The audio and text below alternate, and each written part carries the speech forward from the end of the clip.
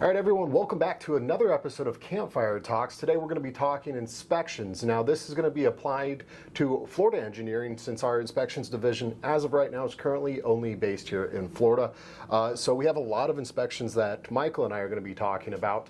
Michael's the expert of everything co-divisions for Florida engineering, and there's a lot of different inspections and buildings that are applied to different types of inspections that are both peace of mind related, but also on a state regulated level.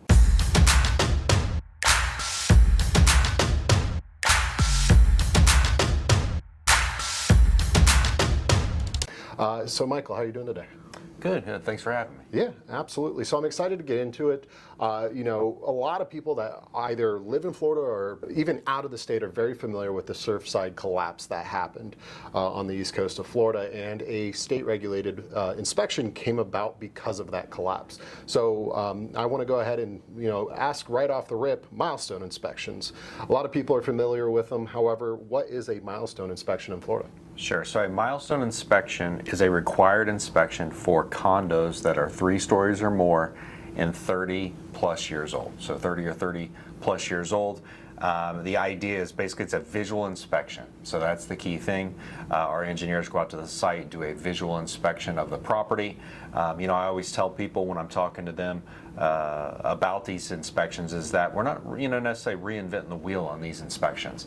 There is a form that the state has that we have to fill out based on this inspection, and then at the end of the inspection, once that is done, we take that report and it is supposed to be submitted to the local building department. Another question, how often are milestone inspections required? Sure. So this requirement, basically buildings 30 or plus years old, and then every 10 years after.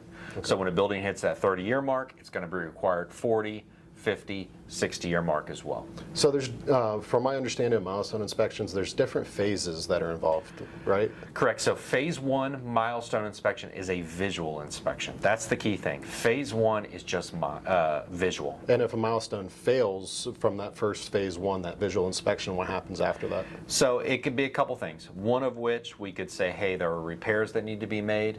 Obviously, the condo association would have time to make those repairs, and then we would come back out afterwards to do a post-repair inspection, is what we call it. Phase two of the milestone inspections is a more what's called destructive testing. So the idea would be it's beyond a visual inspection. So phase 1 is visual. Phase 2 is destructive testing. Okay, and then the question usually comes up quite a bit, I would imagine, especially for you. How much does this cost, the milestone inspection?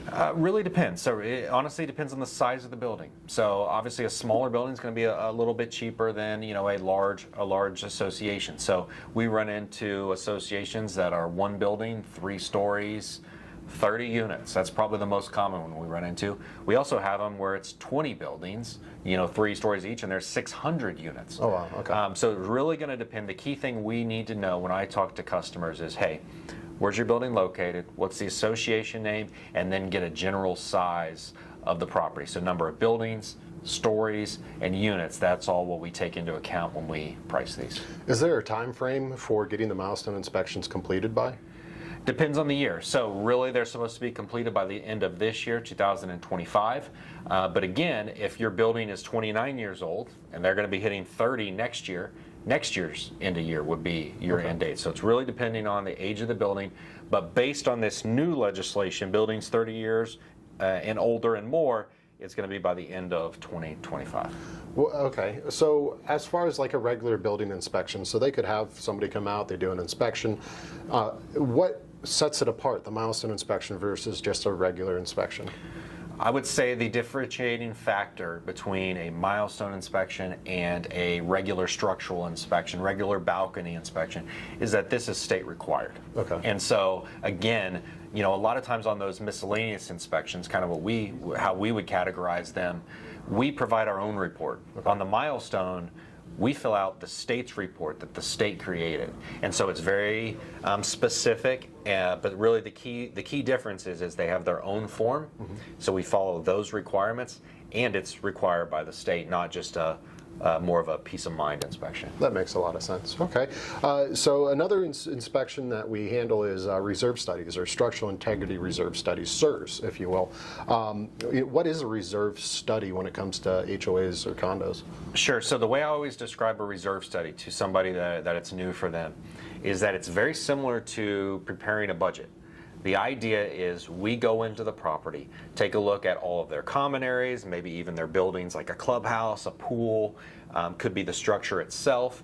And then basically from there, based on that inspection, we say, hey, we think you've got 8 years left remaining on your roof. We think you should budget as an association this amount of money for the next 8 years to plan for a future replacement, repair, things like that. So reserves, it means financial reserves. So when you hear the word reserve study, it means financial reserve study, basically. The idea is at the end of the day, I always tell customers, looks very much how you would do a budget at home to a degree. It's going to show, hey, the next 10 years, set aside this amount of money for this specific item. The idea is, so there is some financial planning for the association. You don't get caught off guard with a massive bill because you've got a ton of work that needs to be done and there's nothing in reserves. Yeah, nobody likes that. I'm sure even the people that live at those in the HOAs or the condos, the unknown factor of how much is my bill going to go up each year. That's probably a good concern. It's a way to protect the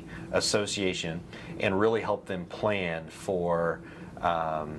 So they don't get stuck with a huge special assessment. That makes a lot of sense. And then as far as structural integrity reserve studies, SIRS, sure. Why are they important? Well, the structural integrity reserve study was required alongside the milestone inspection. So after Surfside happened. So here's the thing, a lot of people get mixed up between the three main items: the milestone inspection, the structural integrity reserve study, and a traditional reserve study. Okay. People get those mixed up a lot, but they're all different things and all have different deliverable, meaning the end product is a little bit different of what we provide and what's required. So the milestone inspection is just a structural inspection, visual inspection of the property. The structural integrity reserve study, even though it says structural integrity, is not the milestone inspection. Okay. That is basically, it's very similar, but it also includes some other components. But at the end of the day, it's called a structural integrity reserve study, meaning at the end, they get a reserve study. Okay. Traditional reserve study is very similar as well. The key difference between that and the SIRS, or the structural integrity, is that a traditional reserve study includes common areas. So like a pool, a roadway, a sidewalk, where the structural integrity reserve study is about the building itself. That makes a lot of sense. Okay. So with milestone inspections, they have the 25-year, re-inspect type of deal going on. Now, reserve studies, is that a similar process where over a certain time it has to be re-inspected, or how often do they need to be done, the reserve studies? So the SIRS, the structural integrity reserve study, is when the building hits 30 years and then every 10 years thereafter. A traditional reserve study can be done, however often the association wants. Okay. So we have some associations who want it really redone every couple years, every 3-5 years. We have some that there's a couple ways to do it. We can always say, hey, we'll do this initial reserve study, and then next year for like a lower fee, all we'll do is just check the market rates of has roofing costs gone up or gone down, or we can come out and re-inspect. I would say most people want an updated reserve study, as in a new inspection, every 3 to 5 years from my experience. Makes a lot of sense. I mean, costs, I'm sure we're all familiar, the pricing of everything's essentially going up year over year without any change. So. The example I always tell people is, if you'd had a reserve study done prior to 2020, those numbers don't mean anything today. The costs are so much higher that, so again, we often prepare on our reserve study out 12, 13 years. But I always tell people, really, 12, 13 years from now, who knows what these prices are going to be. Yeah, there could be a bunch of missing material, large run-on material that shoots it up, who knows. It could be a lot of things, but I always tell people, regardless though, it's better than nothing. Right. And so it's a good guideline for the association to plan accordingly for the long term. What items are typically included on a reserve study? Sure. So for a traditional reserve study, they typically include a lot of the common area components. So that can include like a pool, sidewalk, roadway, tennis courts, basketball courts, Parking lot Entrance signage is another one. Sometimes we get the mailbox kiosks included. Oh, okay. Sometimes drainage, lakes included. And then depending on the association, maybe the buildings. So if it's an association that's like a condo association where the association is responsible for the roof, for the structure as a whole, that might be included. A lot of times we'll do reserve studies for single family home communities, in which case they're not included ever. It's typically just the common areas. Okay. Another question that I have is, how does a reserve study help avoid special assessments on the properties? Well, I think it helps the association plan. So instead of, there be no planning for possibly a new roof down the road, the association can plan accordingly. So maybe that, there's going to be assessments every year most likely for these items, but the key difference is instead of that assessment being 10x, because maybe the association's been budgeting aside for reserves for the past 10 years, so 10 years from now they're not going to get hit as hard down the road. So we've been talking a lot about budgets. I mean, is there a difference between just a budget and a reserve study? I would say that the difference is that a budget is more keeping track of your spending for the upcoming year and making sure you don't overspend for the year. In a way, reserve study is before that. It's basically preparing, working on your savings for future maintenance, repairs, replacements, things like that. That makes a lot of sense. Who's usually the one paying for a reserve study in the HOA? The association itself. So typically I'm working, when I'm quoting jobs for a reserve study, typically I'm working with the board president, the property manager, and usually the board is the one making a decision on the actual reserve study itself. Another type of inspection that we're involved with are building recertifications. However, on my end, when I first started here, I really wasn't sure. What's the difference between a building recertification and a milestone? Well, so it depends where you live. So specifically, I would say builder recertifications existed before the state's milestone inspection requirements. Okay. They've existed for many years beforehand. Is it similar? I mean, what is a building recertification? Very similar in nature. Okay. So a builder recertification is a visual inspection, structural inspection, but it also includes other things. So it includes an electrical inspection, it includes parking lot illumination, thermography as part of the electrical, several different items. So it's actually a little bit more expansive than the state's milestone inspection. However, what we've learned is that most counties that require building recertifications, it's primarily on the east coast of Florida, Miami-Dade, Broward County, those type of areas. Municipality specific. Okay. Yeah, municipality specific. Those areas are typically counting the building recertification as to meet the state's milestone requirements. Okay. And so basically, if you have a building in, let's say, Miami that needs a building recertification, and you're a condo association, from what we've seen in our experience, a lot of the building departments are counting that as your state's milestone inspection. Oh, that's good to know. Okay, and what is it? Similar age of the building that gets done similar to a milestone inspection? Is there a certain age of the building for a building recertification?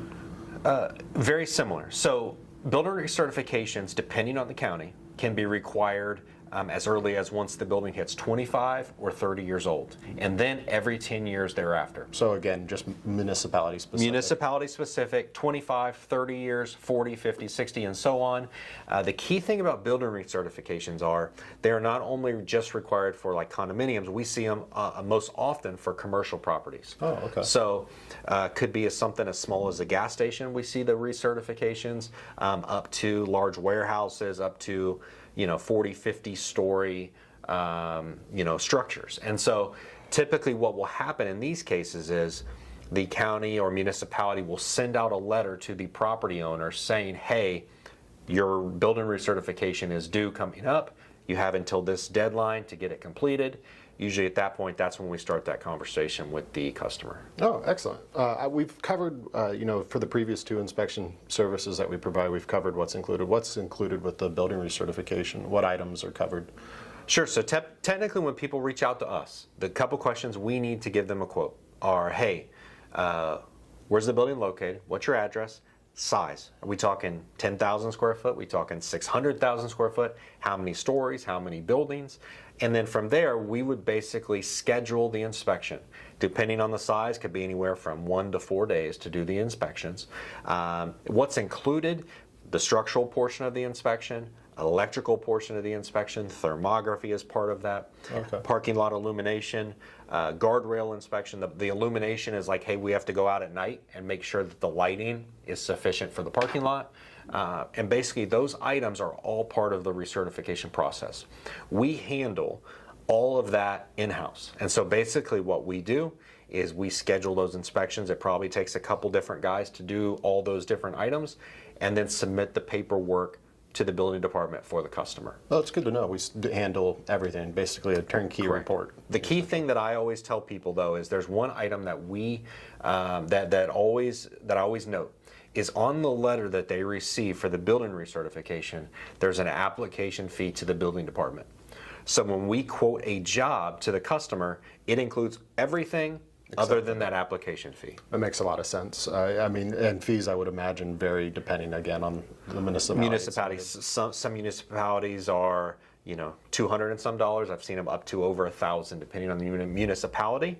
And the key thing on the recertifications is that we have to do a report per building. Okay. So let's say there's a property owner that has 6 buildings under one kind of area, we have to do 6 different reports accordingly. Okay. And so those are the key things when we ask. The fees add up. Correct. Okay. How many buildings are there? And then when we do the reports accordingly. So is there any repercussions? What happens if you don't recertify a building? Typically they start fining the property owner. So, a lot of times we get folks that reach out that need help with an extension. They're not always granted, but we're willing to help try if possible, whether that's send an email or write a letter for the customer. Some municipalities do have an extension fee. So, I mean, really what happens is they get fined. Yeah. Okay. Fair enough. Yeah. Do what's told, and you'll be fine. And I always tell people, sometimes they reach out to us. I say, hey, we don't have a say in this. We provide the service to help you get a recertification. We'll help as much as possible. But at the end of the day, it's the building department that makes the call. Okay. Well, I mean, at the end of the day, I'm sure, again, it's the common question you're getting asked. How much does a building recertification cost normally? Pricing depends on the size. Okay. So it's going to really, one of the key things is how many buildings are there? Because again, we have to do a report per building. And so that's a big factor, as well as the square footage or number of stories of the structure. Obviously, a 600,000 square foot, 40-story building is going to be significantly more than a old Walgreens building. You make it things like that. Pretty easy though to get a price, right? I mean, typical time frame turnaround to get a price for a recertification. Super easy. People reach out to Florida Engineering. They'll most likely talk to me or a couple other individuals on our team. I would say that we can get a quote back to them within 1 to 2 business days tops. Oh, okay. Yeah, that's pretty quick turnaround. So I know we handle a lot of different inspections throughout our firm, and turnover and transition studies being one of them. What is a turnover or transition study for an HOA? Sure. Typically, the example we see on these inspections are a case where a developer is finishing up a new construction project, and it's getting ready. The actual property management is getting ready to be turned over from the developer of the area to the homeowners association. Okay. So brand new construction, let's say 600 home single family community. Developer has been in charge of the property. It's getting ready to change hands from the developer to the homeowners association. Typically, that's when we would be brought in to do an inspection, to check, really to do a full inspection on the entire property.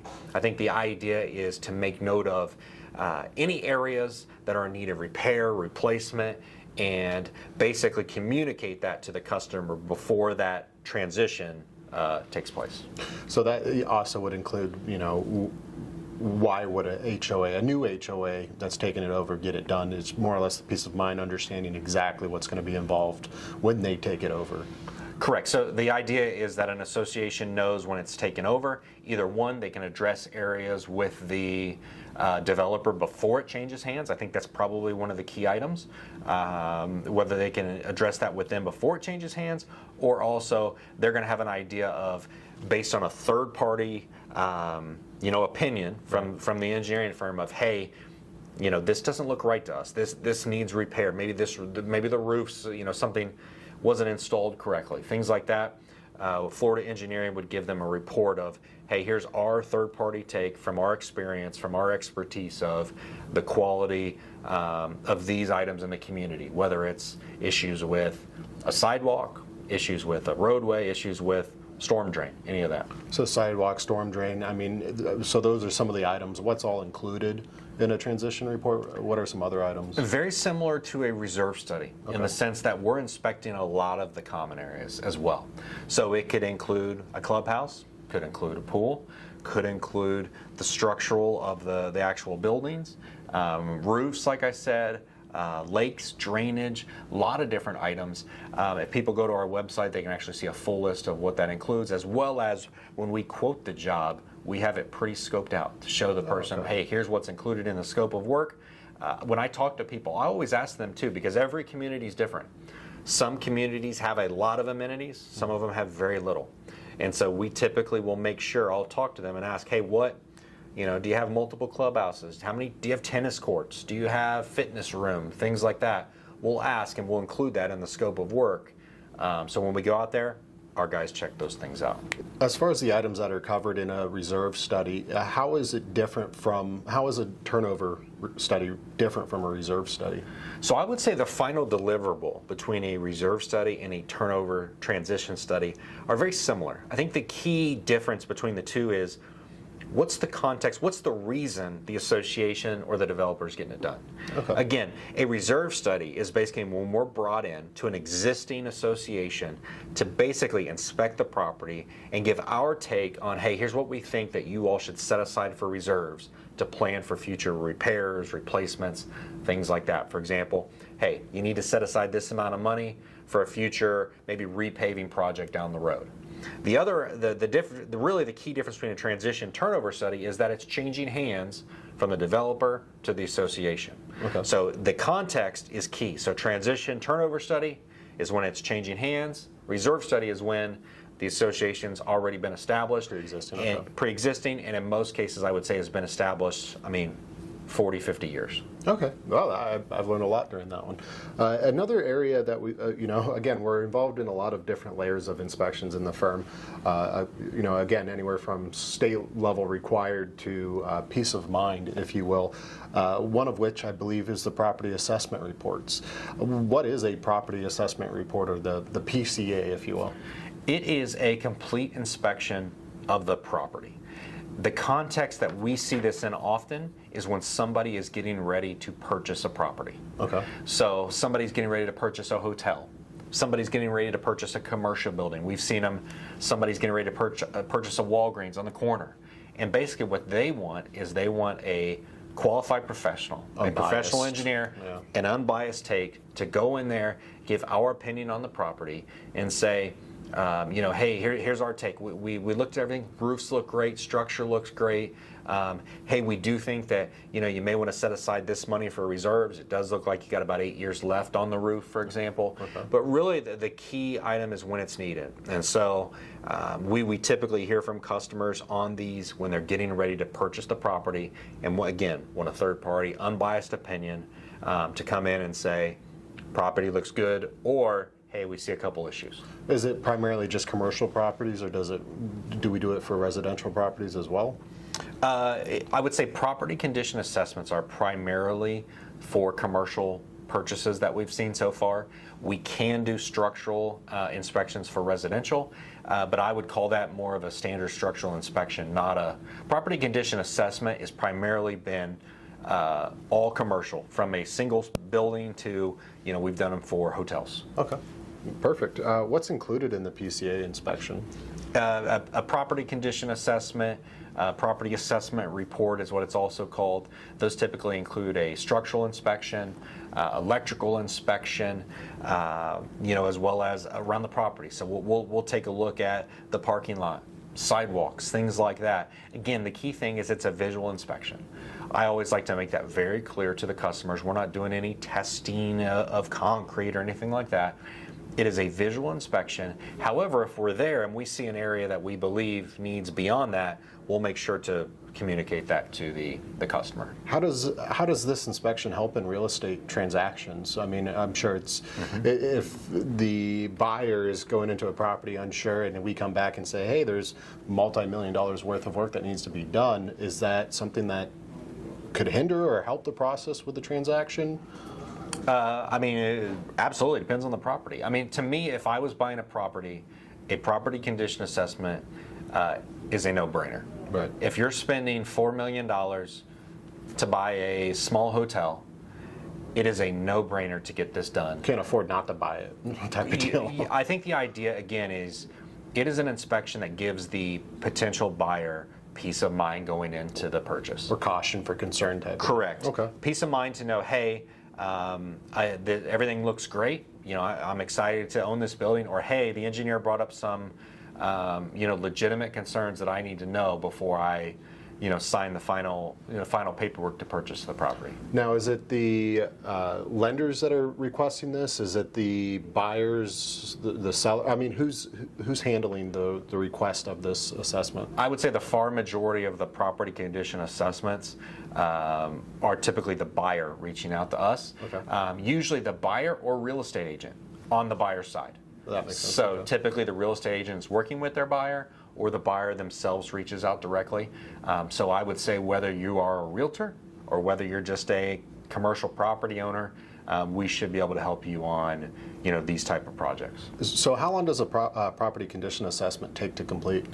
Typically a few weeks. So I would say the inspection process is, depending on the size of the property, I'd say 1 to 2 days, sometimes longer if it's obviously a much larger facility. But then we'll go out there, we'll bring usually a couple guys, depending on the project size, to do the inspection. And then from there on, usually it takes a couple weeks to put the reports together. Okay. The thing I always tell people is, if you're with us while we're on site, you're going to have a pretty good idea of problem areas while we're there. Right. However, usually it takes some time to put together the pictures, the report. So that's usually a couple weeks thereafter. So again, if the customer's in a hurry, reach out to us quickly, get us going, because it does take some time to put together a good report. So when we were talking recertifications, you touched base on thermography inspections, and I know that's something that we handle independently as its own inspection. So what is a thermography inspection? So basically, it is an inspection that our team does both as part of the building recertification process or partially on its own as well. It's basically an inspection using infrared cameras to check for water leaks, missing insulation, overheating electrical systems. So really the key thing is we do it often on electrical panels inside buildings. Okay, excellent. And then as far as detecting water leaks, how does a thermography inspection help detect water leakage? Just think, moisture holds a different temperature level. And so this technology that we use, we'll show that. Basically, our team will provide a formal report that shows each specific area. And so we get asked often to do them, in commercial properties as well as properties as part of the building recertification process. Yeah, funny enough, I did used to do thermography inspections back in the day. I had a drone. It was pretty cool. Fly it over a building. The water itself is, especially on a roof, it will hold the heat longer, so as the outside ambient temperature cools down, the water itself is warmer than the outside ambient temperature, so it shows up as a bright orange on the sensors, where the cooler areas show up as almost black or dark purple. It's a pretty cool process when you see it in person. Is a thermography inspection intrusive? Is it safe for buildings? 100% safe. We don't have to open up any walls or anything like that. Really the key thing, not just for thermography, but all the inspections that Florida Engineering provides, is we just need access to electrical panels, electrical rooms, as well as if we're doing a different type of inspection, we need access to the property. So non-intrusive, perfectly safe. It's excellent. It's sort of like that movie, Predator movie, where he turns on his thermal imaging to see the body temperature. Similar process, but not as cool or scientific. Same system, same technology though. How much does a thermal imaging inspection cost? A thermography inspection, the cost depends on, again, the size of the building, number of panels we're really inspecting. So, a smaller, for example, maybe it's a triplex or a 4-unit, 2-story condominium. going to be a lot cheaper than a large hotel. So surface area of the roof, how many electrical boxes are there, all of that? I would say primarily on the electrical side is where we run into it. Okay. And again, we're going to ask, hey, how many panels are there? Different questions like that. But really, again, just a general rule of thumb, the bigger the building, the more it's going to be. Cost. Okay. And is there a benefit that properties have from getting a thermography inspection? Yeah, I mean, I would say condos need it, commercial buildings need it, especially depending on where you're located, it may be required. So as part of that building safety inspection or building recertification, it's required as part of that process. And I should say it's required if the electrical is 400 amps or more, which unless you're really a smaller commercial building or a duplex, most other buildings are going to be over that. It's the way I see it is it's more of like a preventative inspection. It gives you the peace of mind knowing that a panel's done properly or there's not overheating happening. I see it as a preventative peace of mind, caution for concern type of inspection. I do see it as very critical if you have a property with electrical panels, which unless it's a teepee out in the middle of the woods, you have. So. Another inspection that I know we do a lot of, mainly because there is a lot of them, are balconies, the DBPR balcony inspection. What does that inspection look like? Yep, so the DBPR stands for Florida's Department of Business and Professional Regulations. It's typically these balcony inspections, often stairways as well as included as part of that, is for public lodging establishments. So that could be for a hotel, that could be for even we run into them, and it's typically buildings that have 3 stories or more. And it's not always just the first story that needs it, it's typically the whole building. But we run into them as well as for like Airbnb properties. So is it primarily commercial buildings that need the balcony inspection? Is it restaurants? What's that look like? Or is it just lodging? Lodging is the key thing to think about on the DBPR inspection. So it could be a hotel that's 3 stories or more with balconies. Could also be a single family home that someone owns and rents out as an Airbnb, but on the 3rd story there's a balcony. So we run into this in a lot of beach towns where maybe they have rental properties right along the beach. The 3rd story has a balcony.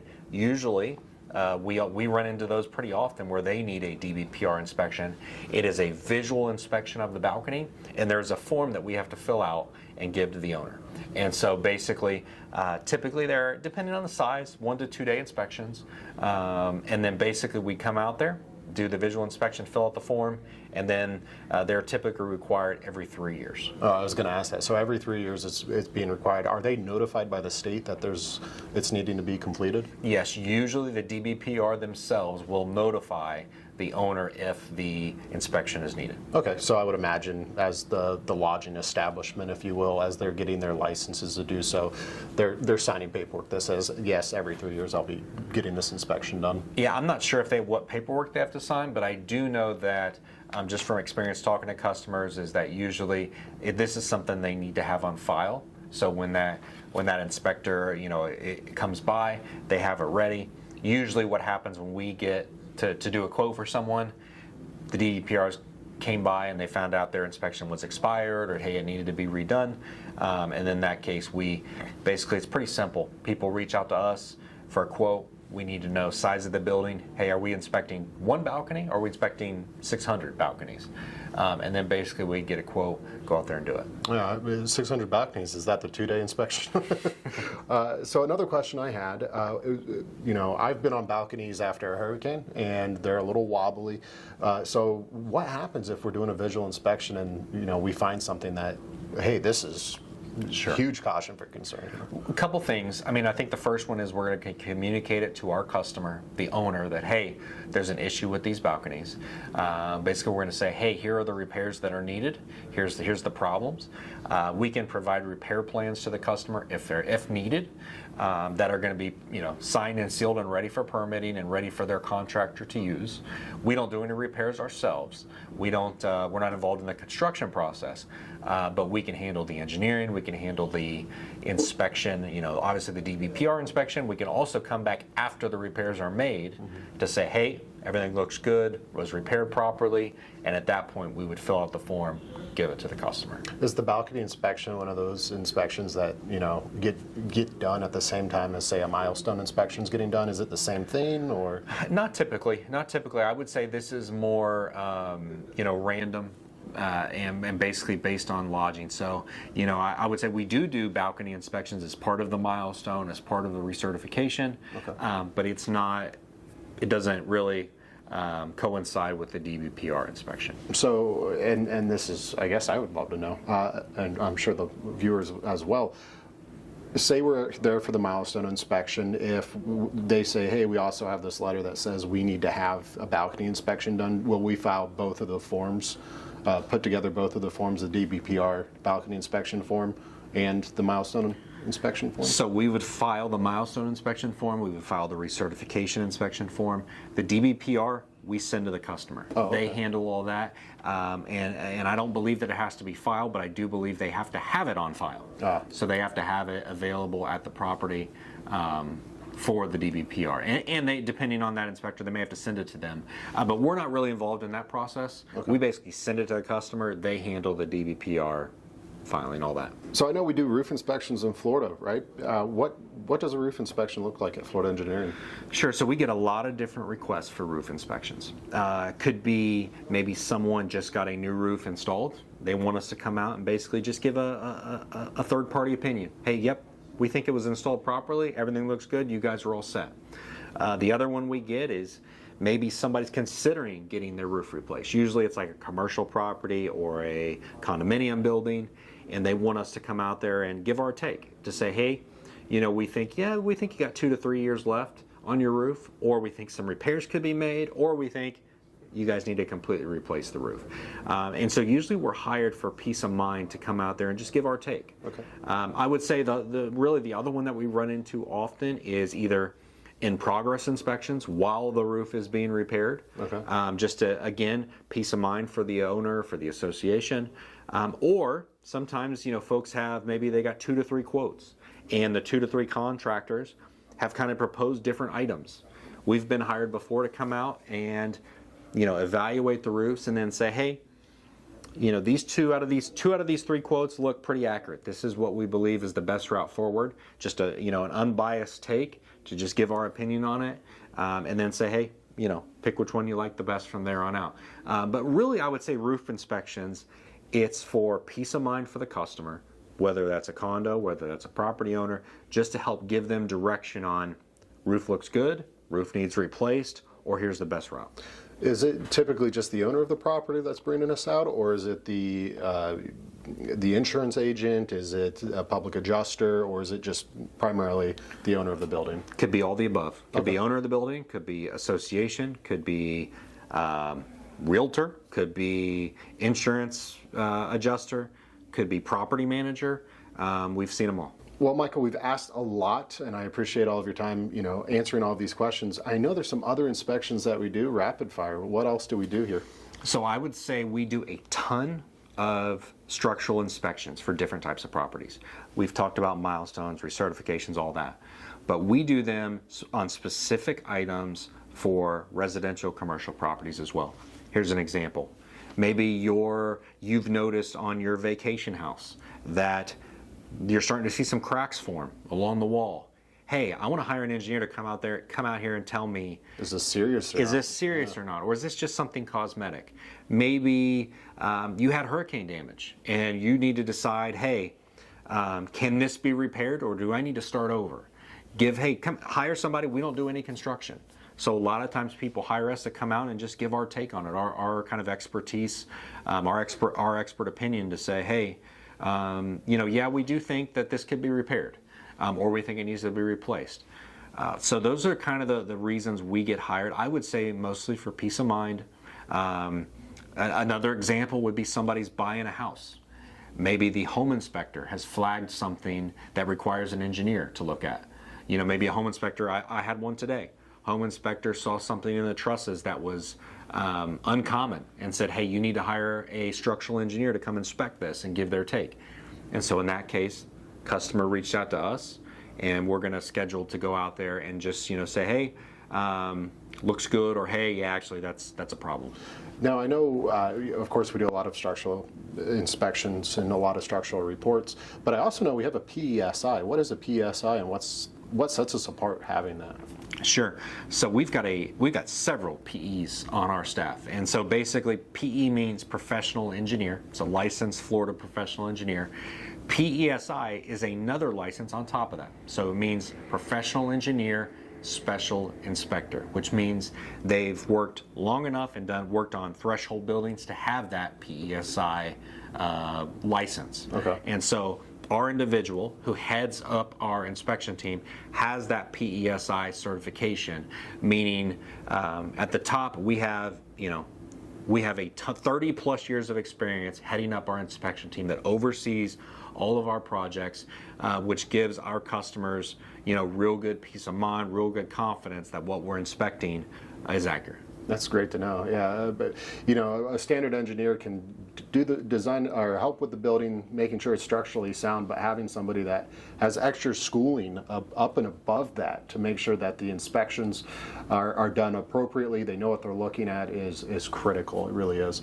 So, Michael, I really appreciate you coming on, answering all of these questions. A lot of inspection-related questions that you answered. I really do appreciate that.